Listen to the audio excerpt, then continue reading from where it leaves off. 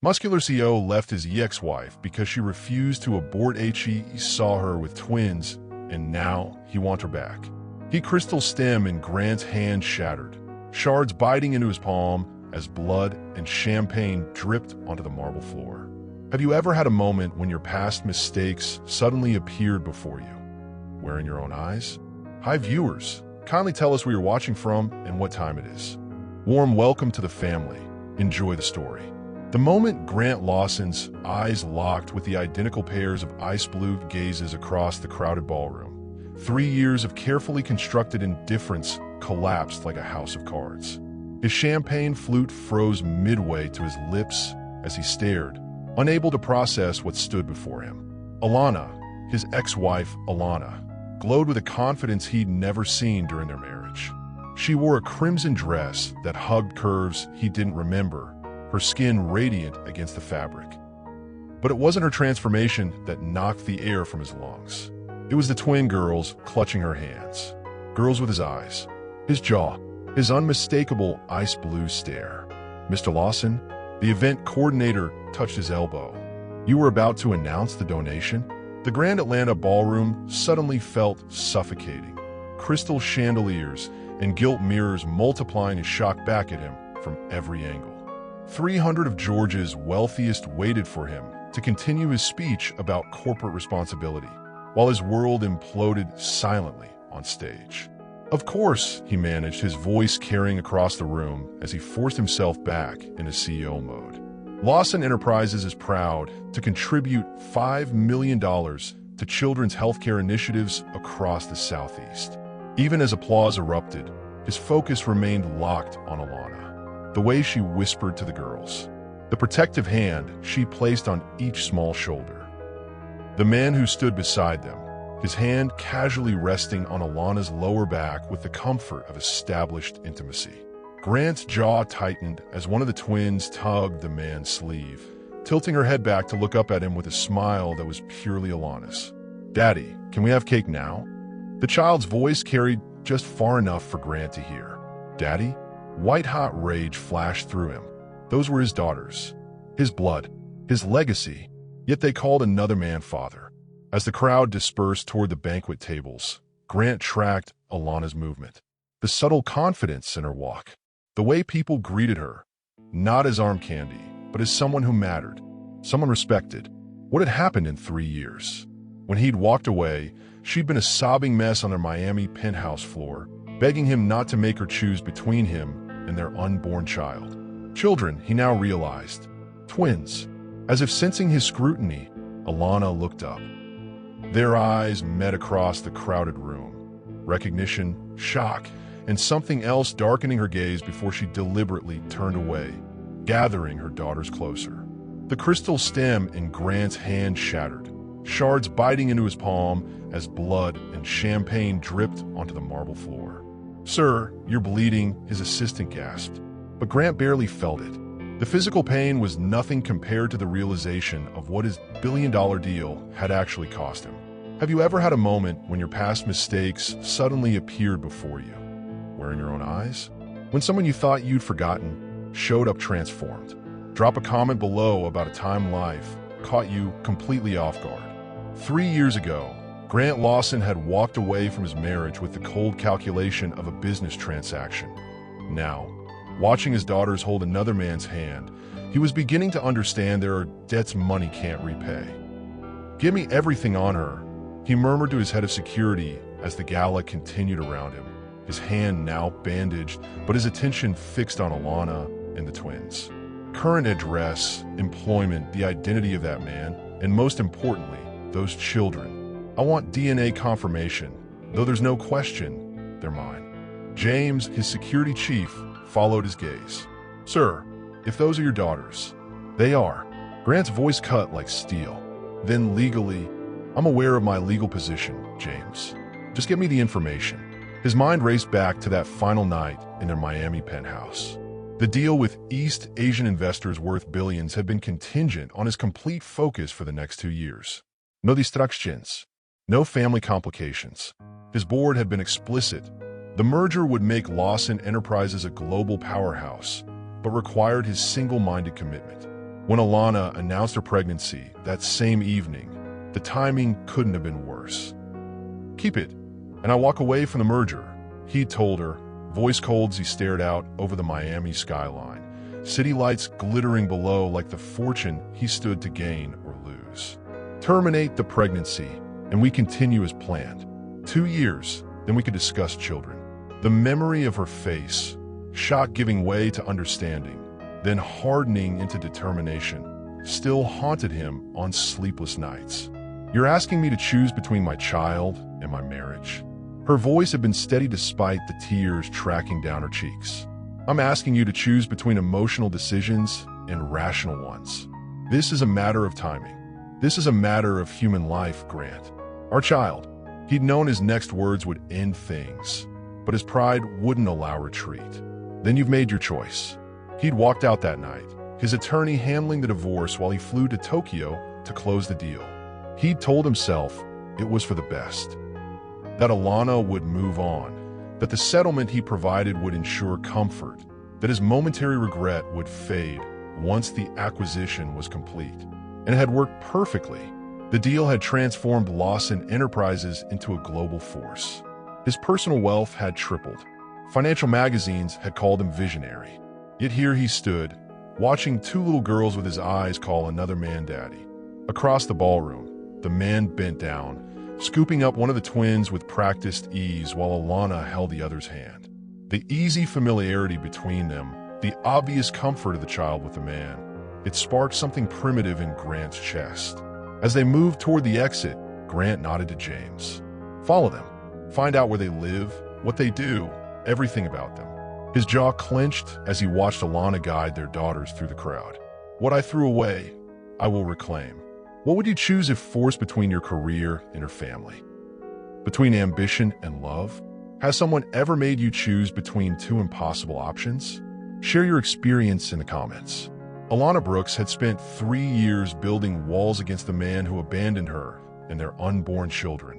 Walls that began to tremble the moment his black Bentley appeared outside her Savannah boutique. She spotted the car through the front windows of Second Bloom, the upscale women's clothing store she'd built from nothing after moving from Miami. The gleaming vehicle sat like a predator among the quaint historic district's more modest cars, drawing curious glances from tourists strolling along the cobblestone street. Her hands stilled on the silk blouse she'd been arranging. Only one man she knew drove a Bentley with that particular vanity plate. "Melissa," she called to her assistant, struggling to keep her voice steady. "Can you finish the front display? I need to check inventory." Before Melissa could answer, the boutique's bell chimed as the door opened. Alana didn't need to look up to know who had entered. The sudden hush among her customers told her everything. Grant Lawson commanded attention without effort. His tailored charcoal suit probably cost more than her monthly rent. His presence filled the space, drawing every eye as he removed designer sunglasses and scanned the shop until he found her. "Impressive," he said, voice carrying across the boutique. "You've built something beautiful here."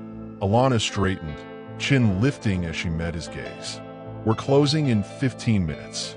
I'm not here to shop." "I'm aware," she replied coldly. "Whatever you want, the answer is no." His smile, that calculated, confident smile that once made her heart race, now only triggered alarm bells. "Can we speak privately?" "No." If her refusal surprised him, he didn't show it. Instead, he approached the counter, stopping close enough that she could smell his cologne. Still the same custom blend he'd worn during their marriage. "I saw them, Alana." His voice dropped to ensure only she could hear. "My daughters." She felt the color drain from her face. "They're my daughters. You made your choice 3 years ago. I didn't know about twins. You didn't care to know about anything." She busied her hands with reorganizing a jewelry display. "Please leave." Instead, he placed a small velvet box on the counter between them. "For you." When she didn't move to take it, he opened it himself, revealing a platinum bracelet studded with sapphires that matched his eyes, their daughter's eyes. "I don't want your gifts.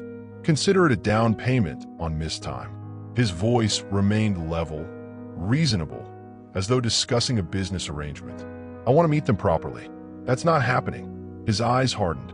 "They're my children too. biology doesn't make you a father. Alana pushed the jewelry box back toward him.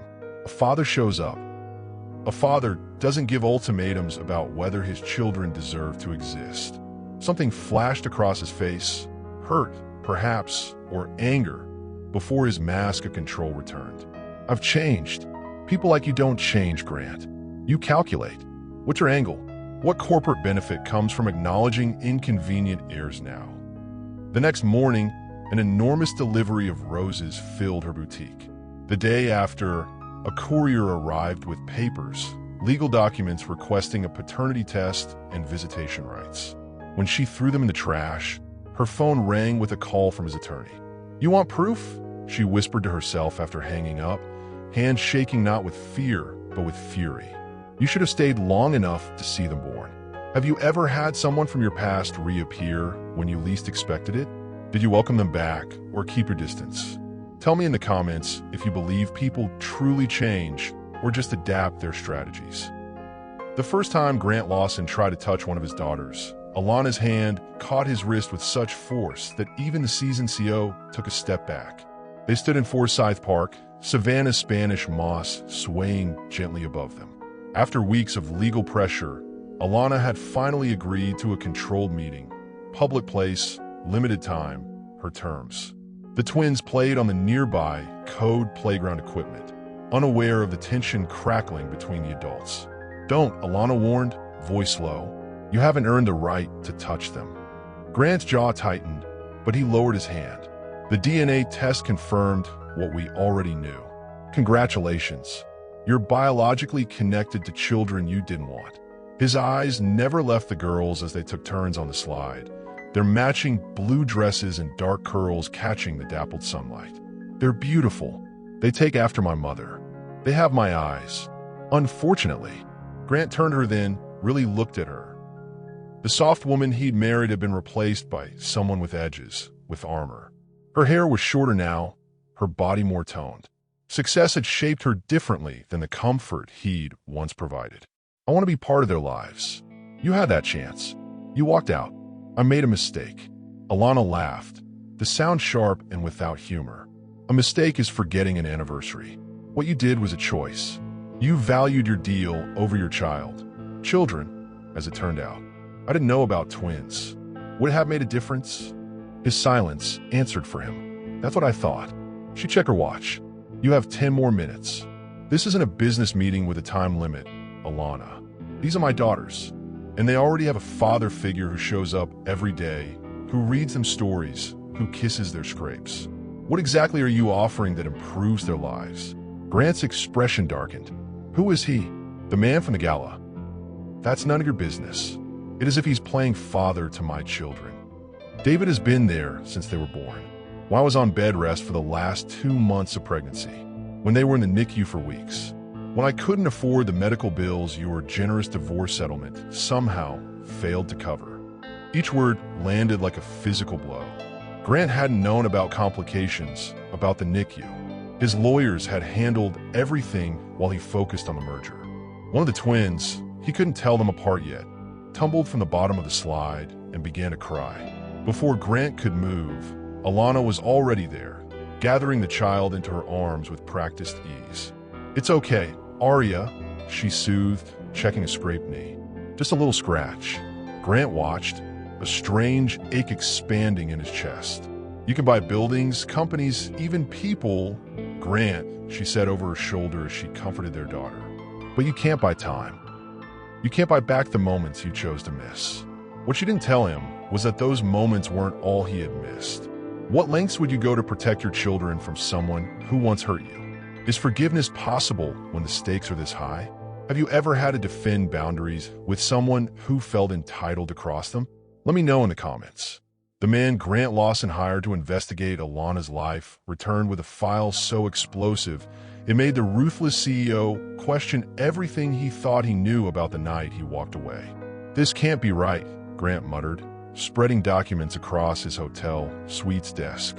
He'd taken a suite at the Savannah Grand for the past month, postponing his return to Miami indefinitely. Michael Chun, his most trusted investigator, stood with his hands clasped behind his back. "Everything's verified, sir." Multiple sources.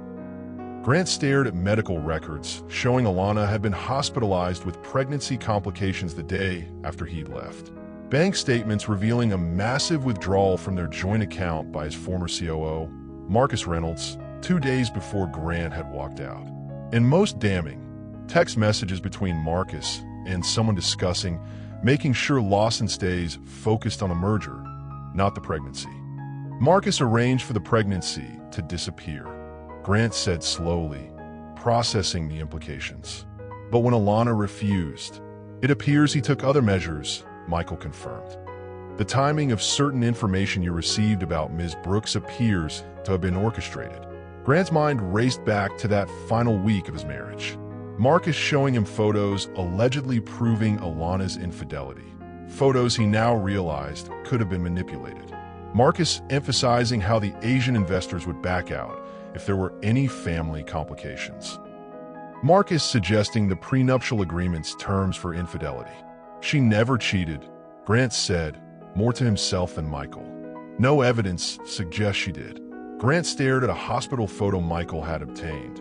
Alana, pale and connected to monitors, her pregnant belly prominent.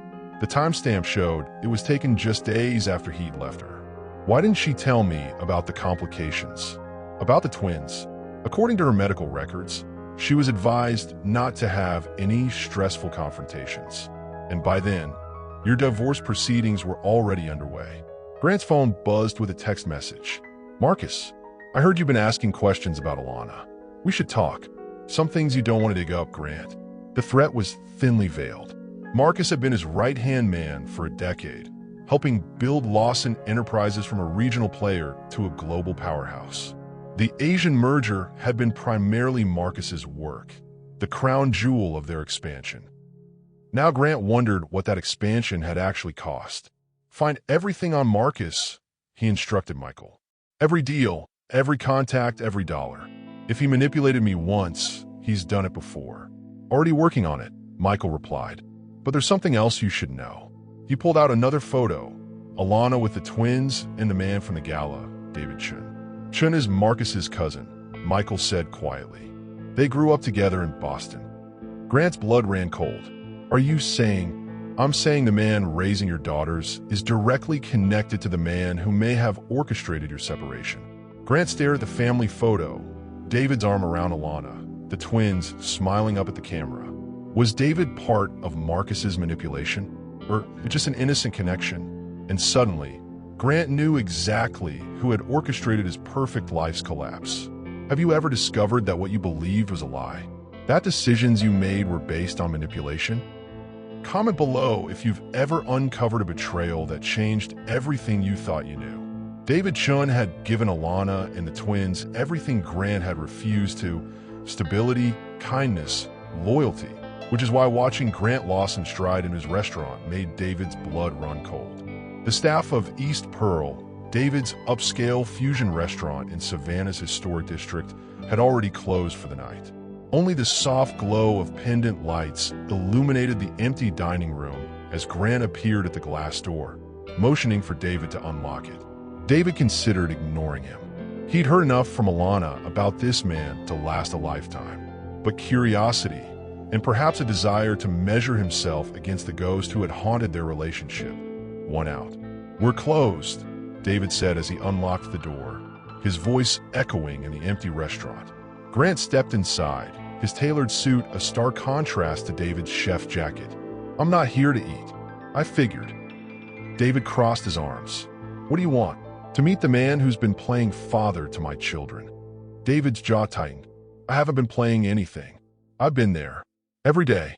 For 3 years. Grant's eyes scanned the restaurant.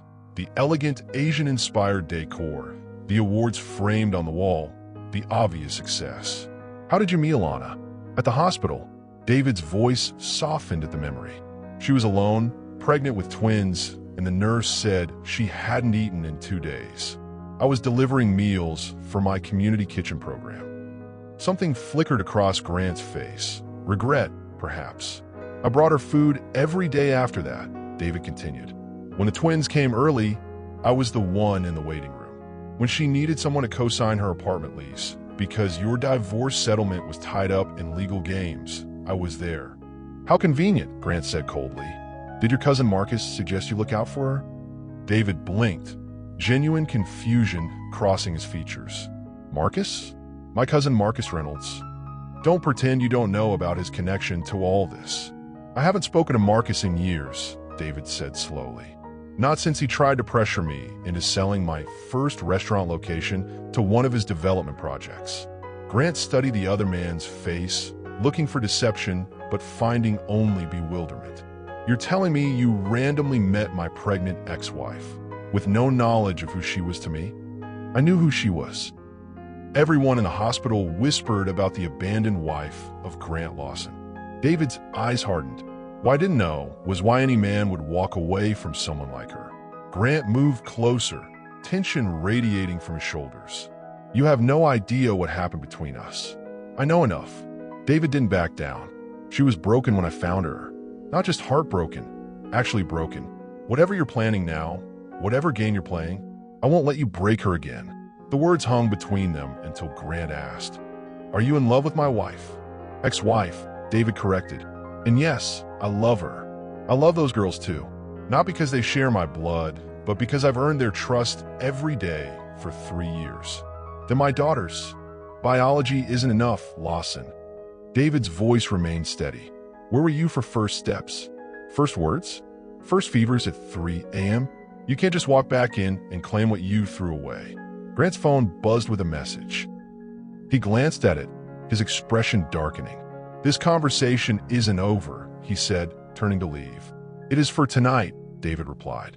And remember, those girls have known only one consistent father figure.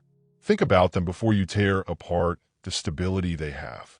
What makes someone a real father? Biology or showing up every day? Has someone ever stepped in when a biological parent stepped out? Share your thoughts in the comments. The twins' birthday party became a battlefield where past and present collided. Grant arriving with presents worth more than cars, only to find Alana had built a life where his money meant nothing. Aria and Ava's third birthday celebration transformed the modest backyard of Alana's Savannah home into a princess wonderland. Pink and purple streamers danced from tree branches. A bounce castle dominated one corner. Homemade cupcakes towered on a buffet table where neighborhood families gathered, children darting between adults with frosting-smeared faces. Grant stood at the gate, feeling bizarrely out of place with his driver waiting at the curb, holding gift bags from FAO Schwartz and Tiffany. Alana spotted him first, her smile faltering before she smoothed her expression for the benefit of watching guests. She wore simple jeans and a floral blouse, so different from the designer clothes she'd favored during their marriage. Somehow, she looked more beautiful now. You came, she said, approaching him with cautious steps. You invited me. The invitation had surprised him. A text message with the details, no explanation. She nodded toward his gifts. You didn't need to bring anything elaborate. They're my daughters. It's their birthday. Just try to fit in, okay? This isn't a corporate event. As she led him into the yard, Grant observed the community she'd built. Diverse families chatting comfortably, children playing together, an atmosphere of genuine warmth. No pretense, no networking, just connection.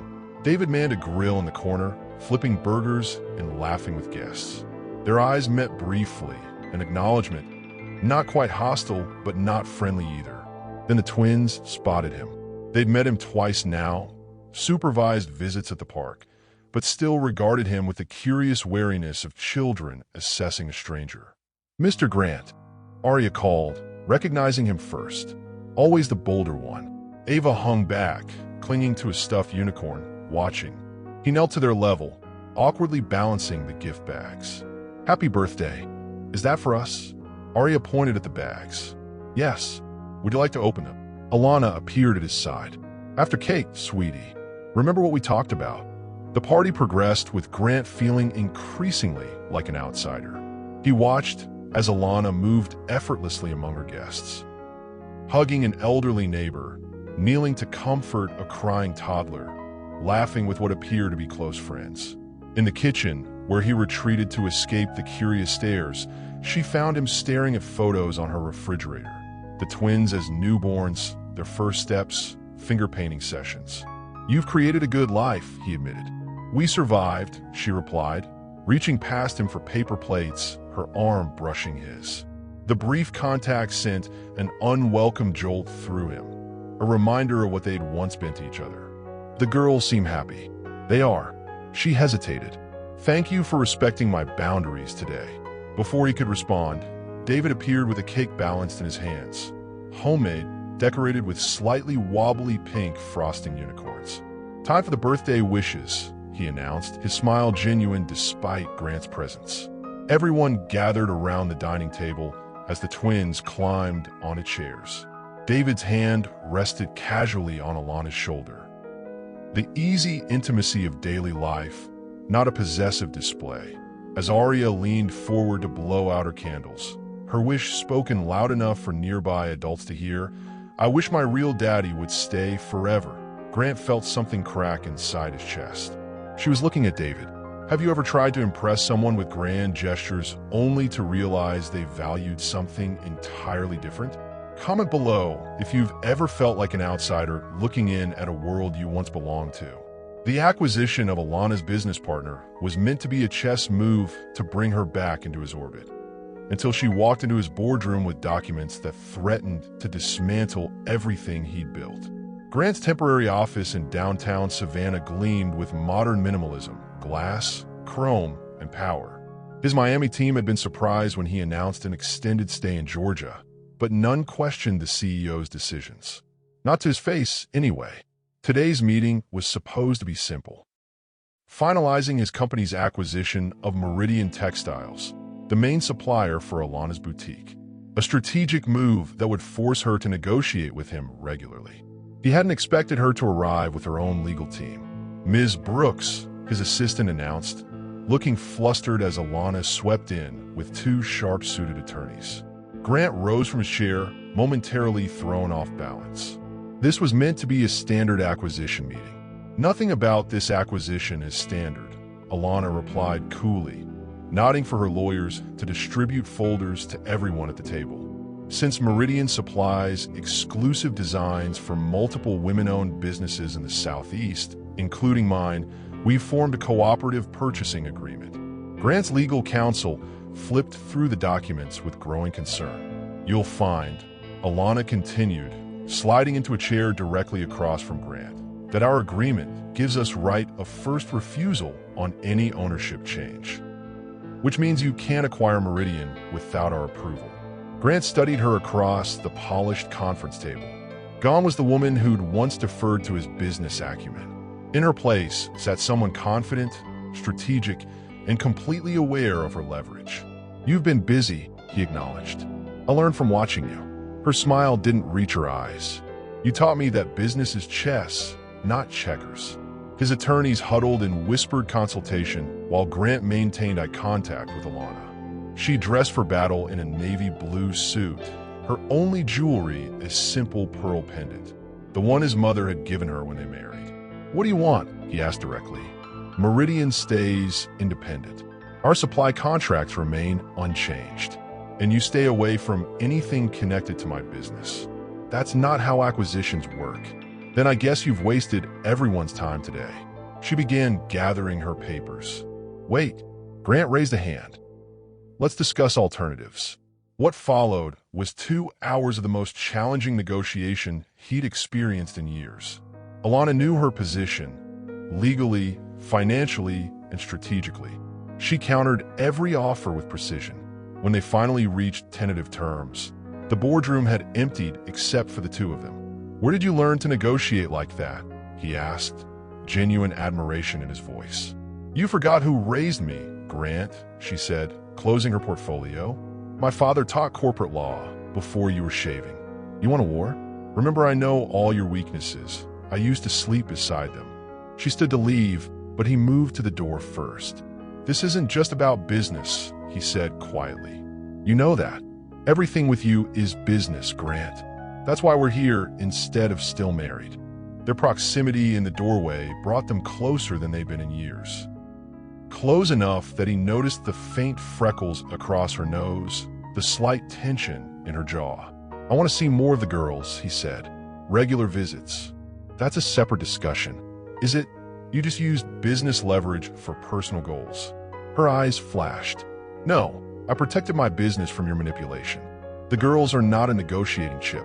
The elevator arrived with a soft chime, breaking the moment. "This isn't over," he said as she stepped in. "It never is with you. When have you stood up to someone who underestimated you? How did it feel to show your strength? Tell me about a time you had to fight for what was yours in the comments below." The voice recording from Grant's former COO confirmed what Alana had suspected for years. Her marriage hadn't just ended. It had been strategically dismantled by the person Grant trusted most. "Play it again," Alana said, her voice barely audible in the quiet office of her attorney, Eleanor Wright. Eleanor pressed play on the digital recorder. Marcus Reynolds' voice filled the room. "Of course I showed him doctor photos. You think Lawson would have walked away from a pregnant wife otherwise? The man had morals, inconvenient ones. The Asian deal needed his complete focus, no family distractions. When she refused to terminate, I needed leverage. The infidelity angle worked perfectly. The prenup had an ironclad clause about cheating." Alana's hands trembled as she placed them flat on the conference table to steady herself. 3 years of believing Grant had simply chosen money over family, and now this. "Where did you get this?" she asked. Eleanor, a formidable attorney in her 60s who had taken Alana's case pro bono after meeting her at a women's shelter fundraiser, removed her reading glasses. "Mr. Lawson's investigators obtained it during a meeting with Reynolds. Apparently, they've been building a case against him for various financial improprieties." "And Grant sent this to you?" "What?" "He didn't say. Simply asked that you hear it in a professional setting." Alana closed her eyes, memories flooding back. The last week of her marriage, Grant's sudden coldness, the accusations of infidelity she couldn't understand, his refusal to believe her denials. She'd been so focused on protecting her pregnancy that she hadn't fought harder against the lies. "This doesn't change everything," she said finally. "He still gave me an ultimatum about the pregnancy." "Yes," Eleanor agreed, "but it appears Mr. Reynolds may have manipulated the situation there as well, convincing Mr. Lawson the investors would back out over family complications. So what am I supposed to do with this information?" Alana stood, pacing the office. "Forgive him? Forget that he believed I could betray him without even asking me directly? That's entirely your decision." Eleanor watched her with compassionate eyes. "I simply advise you understand all the facts before proceeding with any custody arrangements." Later that afternoon, Grant met her at a neutral coffee shop downtown. They sat at a corner table, steam rising from untouched cups between them. "Why now?" Alana asked without preamble. "It's been 3 years. I only discovered the truth recently." His usual confidence seemed diminished. "When I saw you and the girls at the gala, I started investigating what really happened. You could have asked me 3 years ago. I should have." His admission surprised her. "My pride. I couldn't imagine you'd lie to me. When Marcus showed me those photos, you never even showed them to me." The hurt resurfaced, fresh and raw. "You just accused me and walked away. I was wrong." 3 simple words she'd never expected to hear from Grant Lawson. "So you never," Grant started. "Never," Alana cut him off, eyes blazing. "I never betrayed you. But you believed I could without even asking me to my face. I filed charges against Marcus," Grant continued. "Fraud, embezzlement, corporate espionage. The evidence suggests he was working with our competitors. That doesn't undo what happened to us." "No," he agreed, "but it might explain it." Alana stared into her coffee, processing the revelation that their destruction had been deliberately engineered. Her anger had a new target now, but the wound remained. "What do you want from me, Grant?" "A chance," he said simply. "Not to erase the past, but to be part of their future. Our daughters deserve to know the truth someday, that they weren't unwanted, that we were both manipulated." The coffee shop bustled around them, ordinary people living ordinary lives without these complications. "I need time," she finally said. "This doesn't just affect me. I understand." He reached across the table, his fingers stopping just short of hers. Take all the time you need. Have you ever discovered you were deliberately manipulated by someone close to you? How did that change your perception of past events? Share your experience in the comments. The first time Grant held his daughters, really held them, their small arms wrapped around his neck, Alana witnessed something she never thought possible.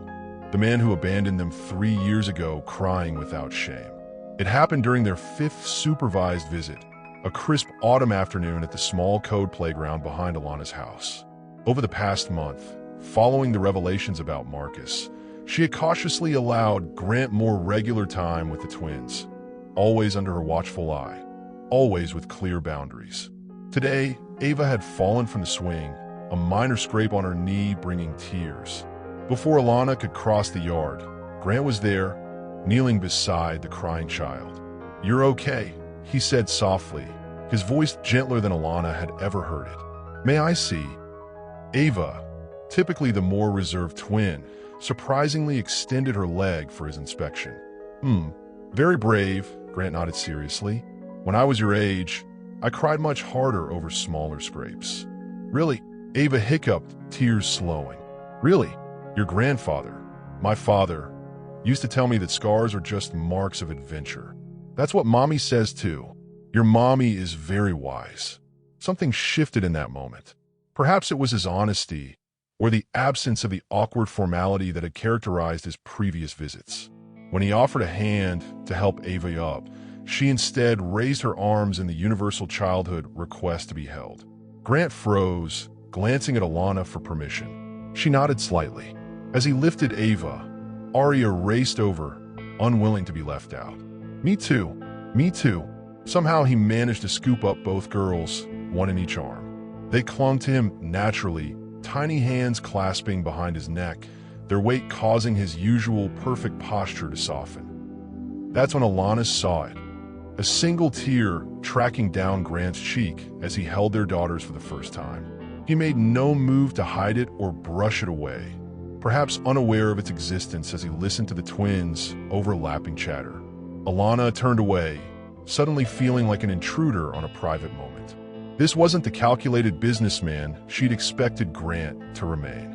This was something else entirely, a father discovering what he'd missed. Later, after the girls had exhausted themselves and fallen asleep on the living room floor while watching a movie, Grant helped Alana carry them to their beds.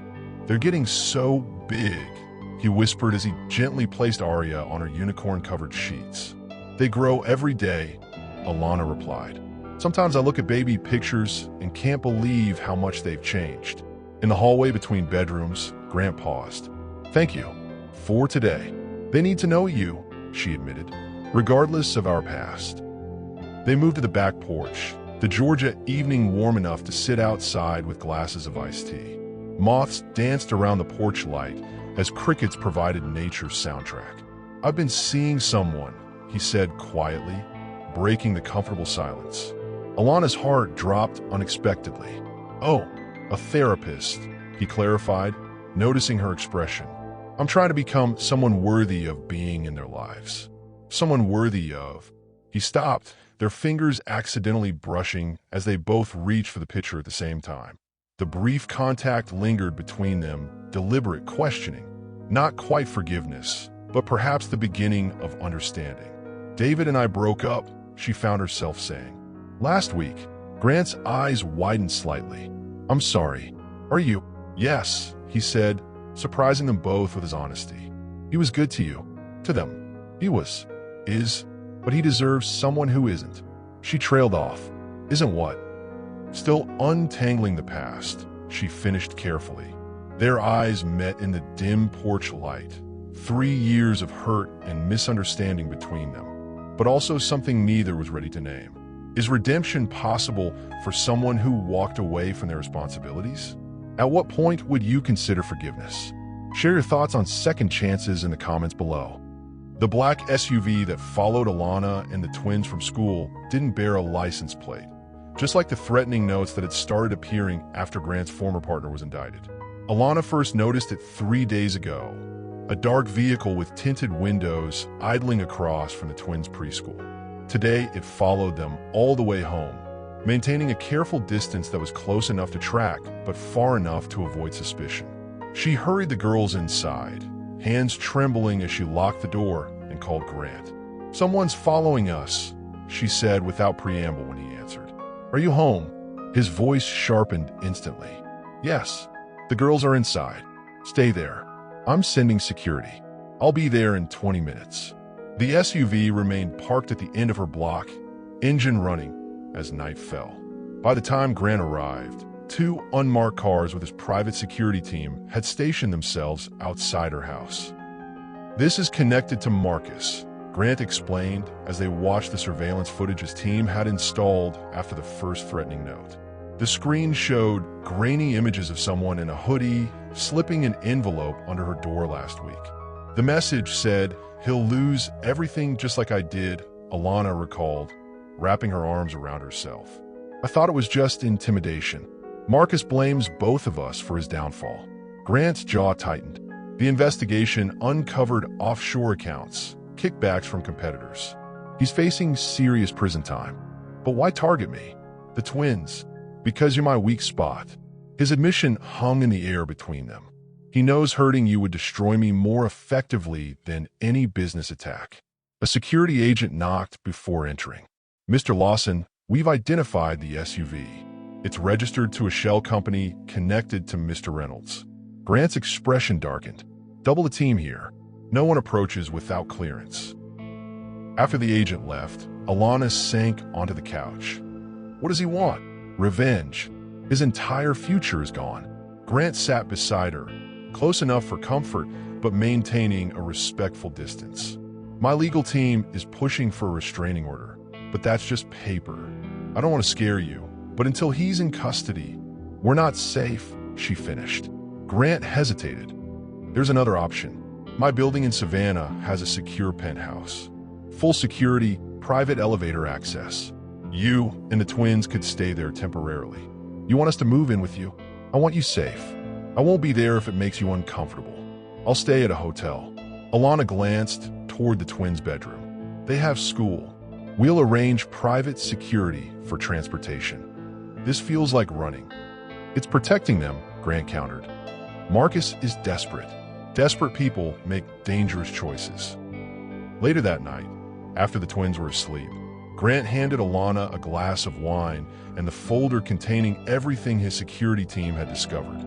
"He blames both of us," Grant said quietly. "He believes we worked together to bring him down." Alana flipped through surveillance photos, financial records, and threatening messages intercepted from Marcus's devices. Her hand stilled on a photo of the twins at their co-playground. "When do we move?" she asked, decision made.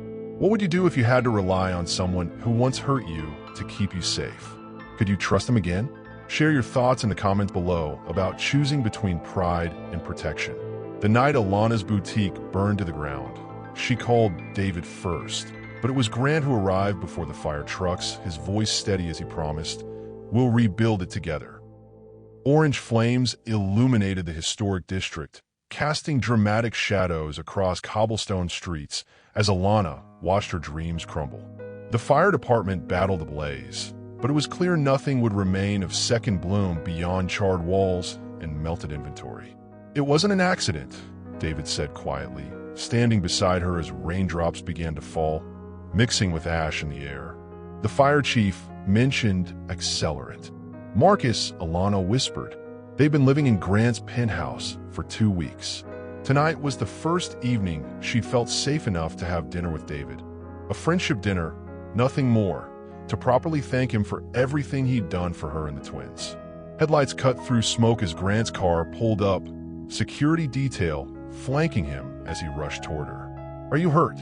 His eyes scanned her for injuries, relief visible when he found none. "Just watching my business burn," she replied, voice hollow. Grant removed his suit jacket, draping it over her shoulders against the rain. The gesture was automatic, protective. David noticed a flicker of resignation crossing his features. "Insurance will cover the inventory," Grant said. "But this was more than merchandise." "It was my independence," Alana replied. "Everything I built after you." Grant's eyes met hers, understanding her meaning. We'll rebuild it, better than before. My construction company, your vision. No strings attached. David stepped forward. Alana, my restaurant manager, can help with the insurance claims. She handled ours after the kitchen fire last year. The unexpected cooperation between the men threw Alana off balance. Their shared focus on helping her, instead of competing for her attention, felt strange but comforting. As the fire chief approached with questions, Grant guided her toward his car. You're soaked. Wait inside. The rain intensified, drumming against the vehicle's roof as Alana sat in the passenger seat, Grant's jacket still around her shoulders. Through the windshield, she watched him and David speaking with authorities, two men from different worlds united by concern for her. When David approached the car, Grant stepped aside to give them privacy. You should go back to the penthouse, David said, leaning down to the open window. The girls will worry if they wake up and you're not there. Thank you for coming, she replied. For everything. His smile held sadness. Always. As David turned to leave, Grant stopped him, the two men exchanging words Alana couldn't hear. David nodded before walking to his own car. Grant returned, sliding into the driver's seat beside her. He's a good man. He is, she agreed. He said you hadn't been sleeping well. Nightmares about the threats. Alana stared ahead at her smoldering business. The girls sense my fear. I hate that. We'll find Marcus, Grant promised. Until then, you're safe with me. The rain created a cocoon of privacy, the intimate space of the car bringing them closer than they'd been in years. I can't believe it's gone, she whispered, watching firefighters move through the ruins. Buildings can be replaced. Grant's hand covered hers briefly. You can't. When David arrived at the penthouse the next morning with pastries for the twins, he found Alana and Grant at the dining table surrounded by preliminary rebuilding plans. Finding them sitting close, Grant's hand occasionally brushing Alana's as they reviewed documents, David's eyes held no jealousy, only resignation. She never stopped loving you, he said quietly to Grant as they stood on the balcony later. The question is, are you going to break her heart twice? Have you ever been caught between your past and your present? Between what could have been and what is? Tell me about a time when someone you once considered an enemy became an unexpected ally. The safe house in coastal Georgia was supposed to protect them from external threats, not from years of unresolved passion that ignited the moment Alana and Grant found themselves truly alone. They'd moved to the isolated beach property after someone broke into Grant's Savannah penthouse. The twins now slept peacefully in a bedroom decorated with hastily purchased stuffed animals and nightlights. Their routine disrupted, but their spirits resilient. Alana stood on the deck overlooking the Atlantic, moonlight creating a silver path across black water. The roar of waves masked Grant's approach until he appeared beside her, offering a glass of wine. Security team reports all clear, he said. Perimeter sensors are active. Do you think he'll find us here? No. This property isn't connected to Lawson Enterprises. It's registered under a holding company few people know about. She sipped her wine, aware of his proximity in a way that felt dangerous. Over the past weeks, as they navigated threats and protected the twins together, something had shifted between them. Old wounds still existed, but alongside them grew something new: respect, understanding, perhaps even forgiveness. The girls asked if you're their real daddy today, she said quietly. Grant's grip tightened on the railing. What did you tell them? The truth. That you are, and that sometimes grown-ups make mistakes, but you're trying to be part of their lives now. Thank you for that. Wind whipped her hair across her face. Grant reached out, brushing it back with gentle fingers that lingered against her cheek. Alana, don't, she whispered, but didn't move away. We can't just erase the past. I'm not asking to erase it. I'm asking if we can build something new despite it. His hand still rested against her face, warm against the cool night air. 3 years of anger, hurt, and longing crystallized in this moment on a moonlit deck. I don't trust easily anymore, she admitted. I know. His voice dropped lower. I broke that, along with everything else. Then why? Because every day without you for 3 years felt wrong, he interrupted. Even when I didn't know what I was missing with the girls, I knew what I'd lost with you." The confession hung between them, raw and honest in a way the calculating CEO had never been before. Alana moved first, closing the distance between them. His arms enveloped her with a tenderness that contrasted with the desperate kiss that followed. Years of separation and longing channeled into a single point of contact. His touch was both familiar and foreign. The same hands that had once mapped every inch of her body, now reverent with the awareness of how close he'd come to losing her forever. "I don't deserve this," he whispered against her skin. "I know," she answered, pulling him closer despite everything, "but I do." They moved inside, away from the exposed deck, finding their way to the living room couch. Each touch carried the weight of their complicated history. Recognition of pain alongside pleasure, acknowledgement of betrayal alongside trust cautiously rebuilt. What followed wasn't just reconciliation, but rediscovery. Grant approached her not as a possession reclaimed, but as a woman choosing him despite knowing his worst failings. Alana surrendered not out of weakness, but from a position of strength, eyes open, fully aware of risks and possibilities. Morning light streamed across tangled sheets when Grant's phone shattered the peace, his security team's warning that someone had breached their location. This wasn't just about business rivalry anymore. Is physical reconnection ever a path to emotional healing? Have you experienced a moment when barriers you built for protection finally came down? Share your experience in the comments. Standing in the abandoned warehouse with a gun pointed at her children, Alana finally understood the full extent of what Grant's ambition had created and what his love was willing to sacrifice to make it right. Everything had happened so quickly. The security breach at the beach house, Grant rushing the twins and Alana to a waiting car, the unexpected roadblock, the men in masks who separated them, taking Alana and the girls to this waterfront warehouse while Grant was forced into another vehicle. Now Marcus Reynolds stood before them. Designer suit replaced by casual clothes, his once-groomed appearance disheveled from weeks in hiding. "Family reunion," Marcus said, waving the gun casually between Alana and the twins, who huddled together on a wooden crate. "Except one member is missing. Temporarily. What do you want, Marcus?"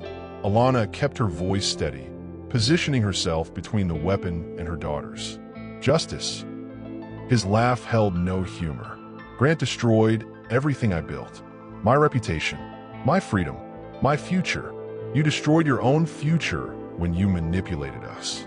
Marcus's eyes narrowed. "I gave him everything. 10 years building Lawson Enterprises, making him rich beyond imagination.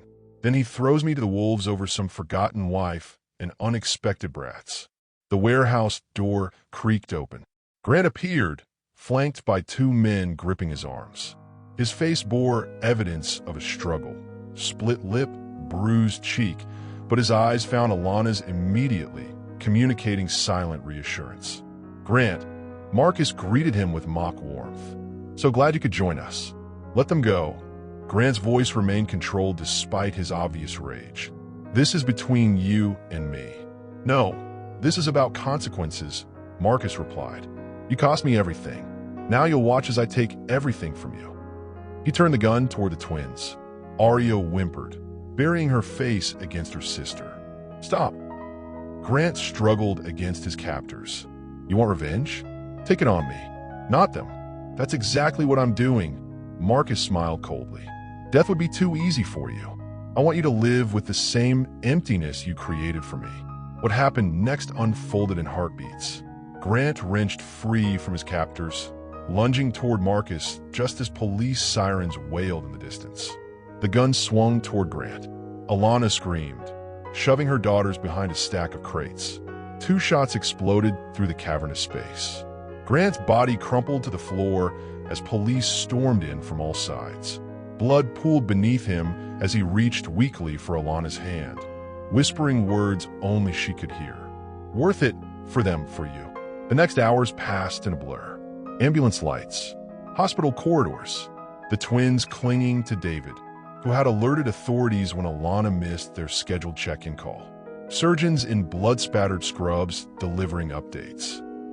The first bullet hit his shoulder, the doctor explained. The second narrowly missed his heart.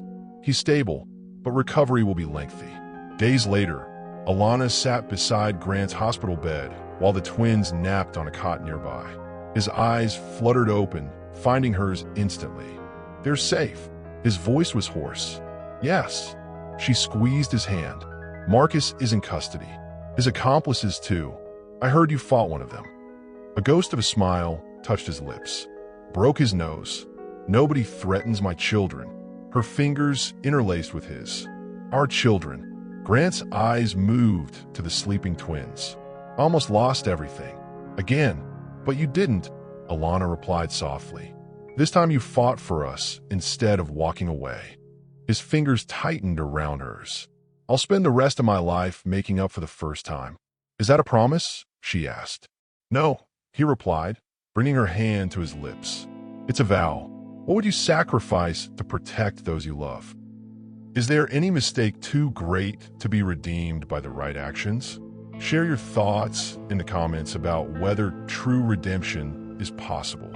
1 year after bullets shattered bone and nearly stole his life, Grant Lawson stood beneath a canopy of Georgia oak trees, watching his daughters scatter flower petals along a path leading to the woman who had both lost and found him. The intimate garden behind their Savannah home burst with spring blooms.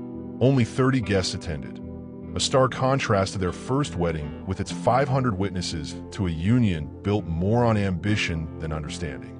Aria and Ava, now 4 years old, took their flower girl duties with solemn importance, matching white dresses swirling around their knees as they carefully placed each petal.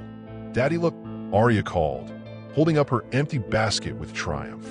"Perfect," Grant answered, his smile unreserved in a way business associates would never recognize. The physical scars from the warehouse confrontation had faded, his shoulder bearing only a puckered reminder of Marcus's bullet.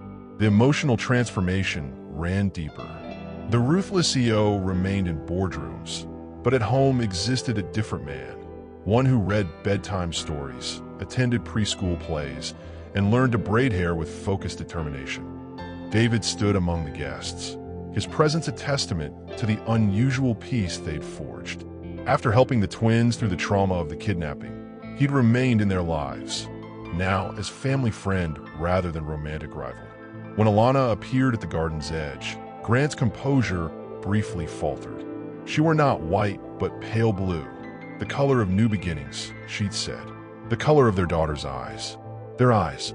Instead of her father escorting her, the twins returned to her side, each taking a hand to lead their mother to their father. "You're not supposed to cry yet," Ava whispered loudly when she noticed Grant's damp eyes. "Mommy said that part comes later." Laughter rippled through the gathering as Alana reached him, the twins creating a circle of joined hands. "Last chance to run," she teased softly. "Never again," he promised. The ceremony honored not just their future, but their complicated past.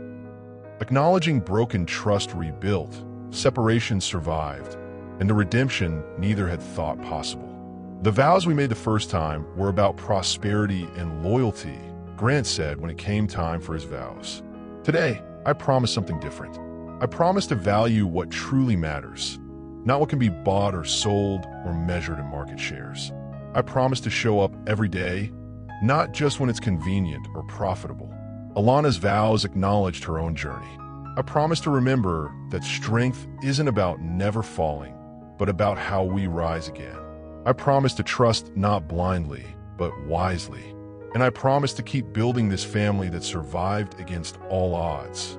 That night, after celebration and after the twins were asleep, they found each other in ways both familiar and entirely new.